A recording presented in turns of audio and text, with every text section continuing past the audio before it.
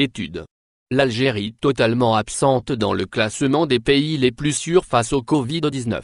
L'Algérie ne figure même pas dans le classement des pays les plus sûrs face à l'épidémie du coronavirus Covid-19. Une étude mondiale a été réalisée par Deep Knowledge Group, un consortium international privé intervenant dans la high-tech, notamment sur les questions de santé. Et malheureusement, dans cette étude qui répertorie les pays les plus sûrs et efficaces contre la pandémie du Covid-19, l'Algérie est totalement absente. Pour établir ce classement, des analystes de données ont rassemblé différentes informations, notamment sur la période de confinement et sur la fréquence des infractions aux mesures de restriction. Parmi les autres indicateurs, citons, l'équipement des hôpitaux en temps de crise, le caractère plus ou moins strict des restrictions de déplacement et l'étendue des tests Covid-19. L'Algérie ne fournit aucune donnée fiable et vérifiable à cause du sous-développement archaïque de son système de santé. Les chiffres des autorités algériennes ne sont pas considérés comme fiables par les scientifiques et les spécialistes de la santé publique car l'État algérien ne dispose pas de base de données régulièrement actualisées et vérifiables par les experts de l'OMS. Dans ces conditions, l'Algérie ne peut pas faire partie des 70 pays sûrs et dotés de systèmes de santé efficaces contre la pandémie du coronavirus Covid-19. L'absence tout simple de l'Algérie dans cette étude internationale démontre le caractère très arriéré de son système de santé et l'incompétence des dirigeants algériens en charge du secteur de la santé. Et pourtant, plusieurs pays arabes ont été retenus par l'équipe de Deep Knowledge Group, à l'image d'Oman, le Koweït, l'Émirat arabe uni, l'Arabie saoudite, la Jordanie ou même la Palestine occupée. Cela signifie que ces pays sont beaucoup plus développés et sûrs que l'Algérie face à la pandémie du Covid-19. La Palestine, un pays occupé et ravagé par l'occupant israélien, fournit davantage de données fiables et d'informations crédibles sur la santé publique que l'Algérie. C'est tout simplement honteux. En Afrique, le Nigeria ou le Cameroun ont été jugés beaucoup plus fiables que l'Algérie en matière de données scientifiques sur la santé publique. Et de ce fait, ils sont considérés comme des pays beaucoup plus sûrs que l'Algérie. Sur le plan mondial, l'Allemagne est l'un des pays les plus sûrs face à la crise du coronavirus. Le Luxembourg se classe dans le quart supérieur du tableau. Seul Israël fait mieux que l'Allemagne au classement des États les plus sûrs face à la crise sanitaire actuelle. L'Italie et l'Espagne figurent tout en bas du classement européen. Ces deux pays ont été fortement critiqués ces dernières semaines pour la mauvaise gestion de crise dans leurs hôpitaux. Les États-Unis se classent en 70e position. Soulignons enfin que les données collectées profitent au monde de l'économie et de la finance. Grâce à un tel classement, les entreprises peuvent mieux s'orienter en période de crise et savoir quelles sont les régions les plus sûres pour investir à court ou à long terme.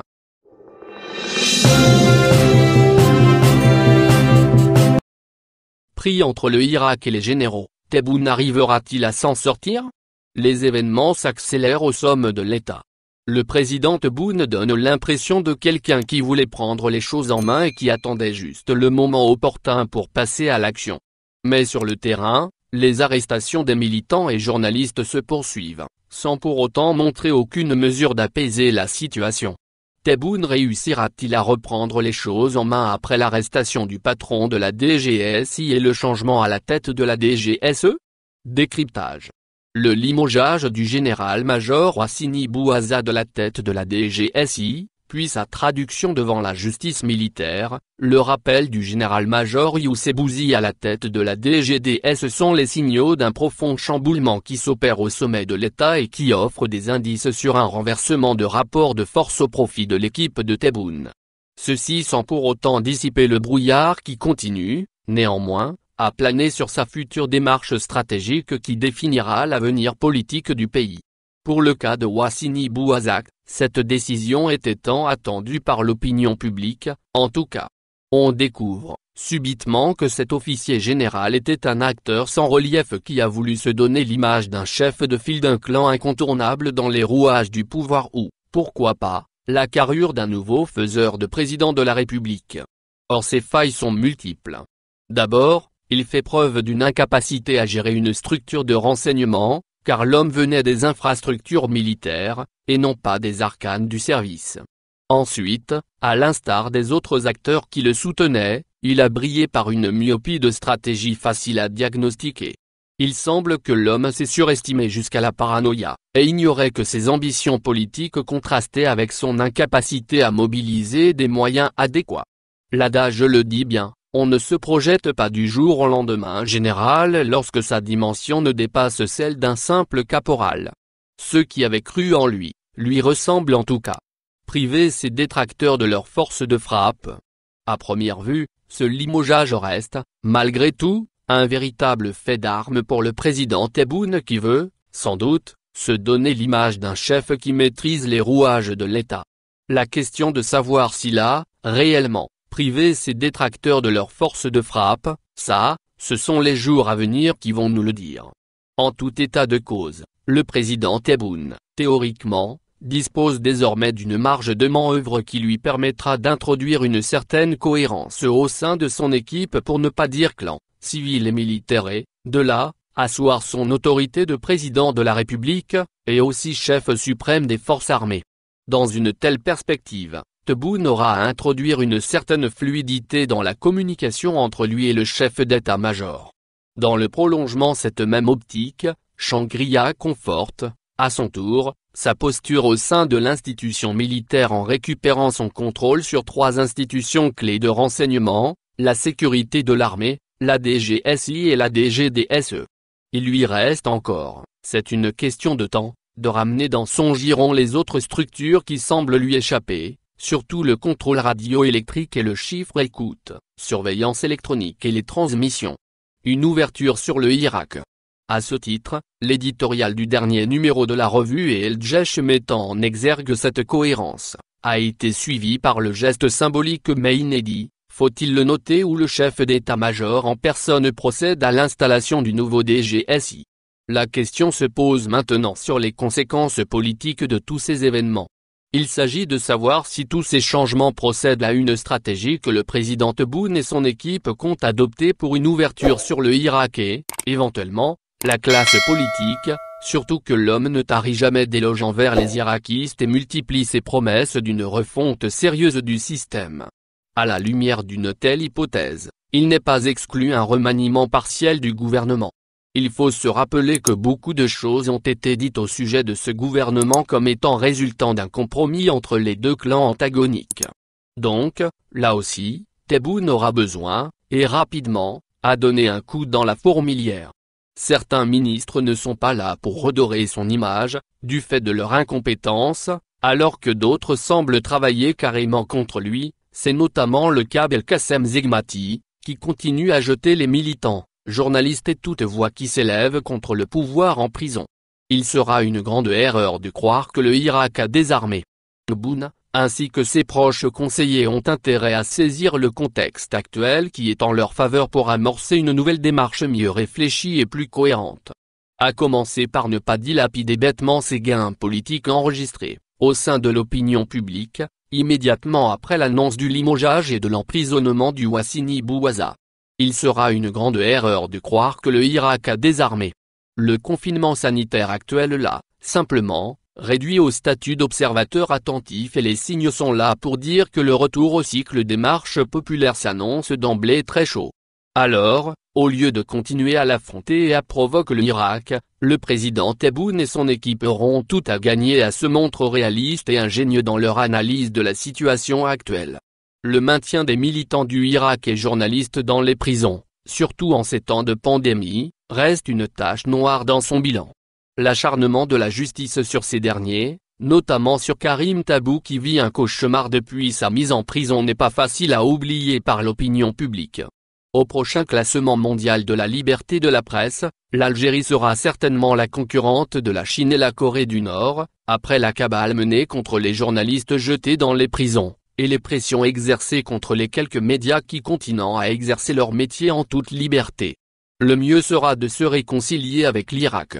L'investissement politique consenti par Tebboune dans les changements opérés au sommet de l'État lui confère la capacité de l'initiative pour un dialogue politique sérieux.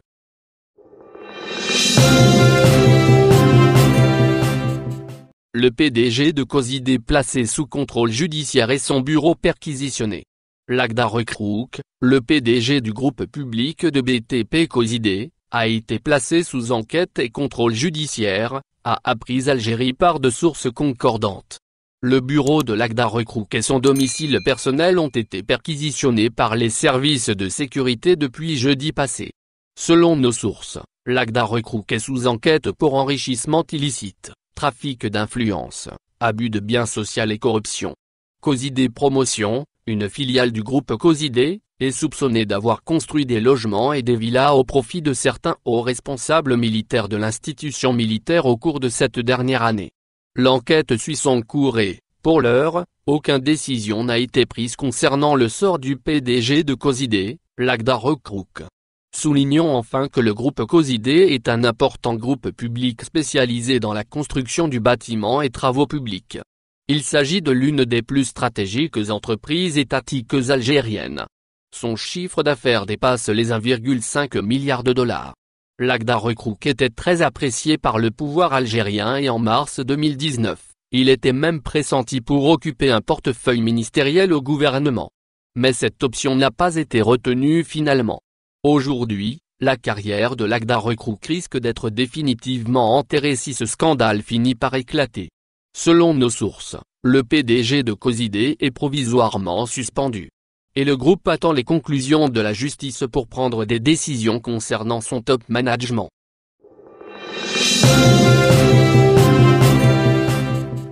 Comment l'affaire Ramtan Lamamra pourrait provoquer un Irak à l'ONU? Quand, il y a quelques semaines, Algérie patriotique révélait le complot que l'Émirat arabes unis ourdissait dans les coulisses de l'ONU contre Ramtan Lamamra, nous étions loin de nous douter que le diplomate algérien allait finir par jeter l'éponge, croyant que les 14 États membres du Conseil de sécurité allaient continuer d'étayer le choix judicieux d'Antonio Guterres, fondé sur l'expérience, la sagesse et la sagacité de l'ancien ministre algérien des Affaires étrangères. Mais il n'en fut rien. Le retrait de Ramtan Lamamra est moins un désaveu pour l'Algérie qu'un échec cuisant pour les Nations Unies, confie une source proche du dossier, selon laquelle la Libye perd ainsi un médiateur qui aurait pu jouer un rôle déterminant dans les efforts de sortie de crise, d'autant qu'il jouit du respect de toutes les parties au conflit dans ce pays meurtri par une guerre civile qui n'a que trop duré. Mais Abu Dhabi ne l'entendait pas de cette oreille.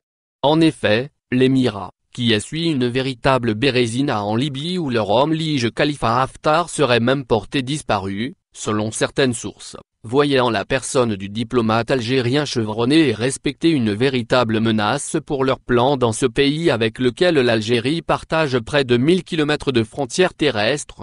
À la place de Ghassan Salamé, qui a admis son incapacité à résoudre l'inextricable équation libyenne, Mohamed Ben Zayed Sechin a placé un pion à sa solde, l'ancien ministre jordanien de l'Intérieur, Samir Abana, que les médias émiratis affublent de tous les mérites, le décrivant mensongèrement comme une personnalité consensuelle, et jouissant de la confiance et de l'estime de tous les Libyens. 14 membres du Conseil de sécurité ont abdiqué devant Washington qui a opposé son veto de façon implicite en s'alignant sur son confédéré du Golfe contre la volonté de l'écrasante majorité au sein de l'organe exécutif de l'organisation internationale. Le cas Lamamra devrait inciter les pays membres de l'ONU à en accélérer la réforme pour en finir une fois pour de bon avec les mécanismes archaïques qui continuent de la régir depuis 75 ans, relève notre source, convaincue que, dans les coulisses des Nations Unies, ce énième coup de force des Américains aura forcément des conséquences sur le fonctionnement aberrant de l'EL. D'autant que les États-Unis ont montré de grands signes de faiblesse à la faveur de l'épidémie du coronavirus devant laquelle la première puissance mondiale, apparue désespérément inapte et complètement désarmée.